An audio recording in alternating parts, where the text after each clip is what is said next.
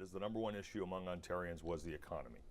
And with that, Tim Hudak is out with his Million Jobs plan. So Tara, I'm going to ask you, there was some mixed messaging right off the bat, because with the release of the Million Jobs plan comes the plan to fire 100,000 public sector workers. That mixed messaging is a little bit difficult. How do you respond to that sort of jumbled start? Honestly, Mike, it totally was a jumbled start. The cornerstone of our platform is the Million Jobs plan, and that's what I wanted us to stick with. As soon as we started talking about cutting 100,000 public sector jobs, you throw your platform out the window, unfortunately, because now we're going to continue answering to everyone's questions and concerns about this. 100,000 jobs.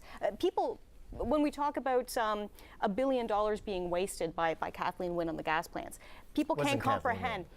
People can't comprehend $1 billion. But 100,000, they get. And when you only have, I guess the province employs about 650,000 public sector employees, so that's like 1 in 6.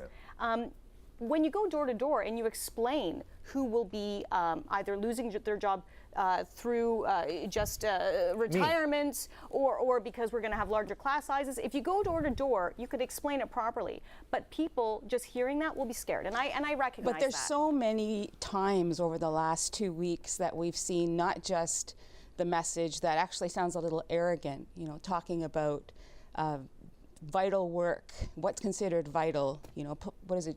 Nurses, doctors, and police. Those are vital, absolutely. Well, you know what? You tell garbage collectors to stay home, tell your teachers to stay home tomorrow, and tell bus drivers to stay home tomorrow, and see whether you think they're vital or not. We're not talking about, but we're talking about also public and private sector. That's not what he said. Like though, even in right? Hamilton, we have both public and private sector garbage collectors. Who's doing the job better? Where are we getting the most bang for our buck? Does the province have to be paying out of it from one pocket or another? Ron, with the Liberals coming in here, I mean, ultimately, we also would be talking about high-paying jobs versus a million jobs that may not be high-paying. Absolutely. I don't know what math school Hudak went to. I don't, because the 100,000 jobs that he plans to cut is me.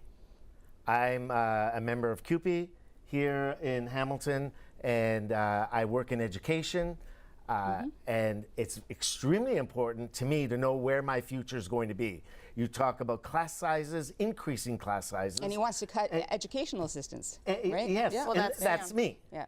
So, and the need is extremely important to have educational assistants in the classroom. They do the job. You know, Ron, we recognize that, but there is a lot of fat that has to be cut. Okay, so we talk about 1 million jobs.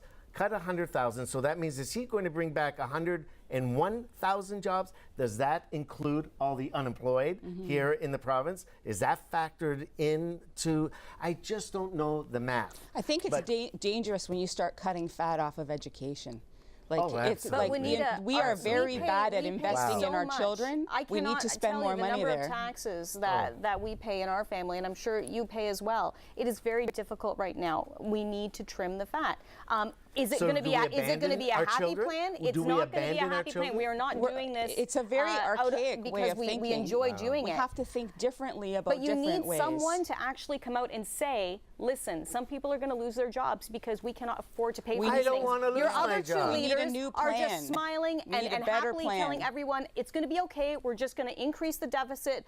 We're going to make it unbearable for our children and our grandchildren to support this, to support Ontario. And this is going to go to Juanita, and that is the NDP, the Workers' Party. 1 million jobs sounds pretty good. Can Andrea Horvath come up with 1 million jobs for us? No one can.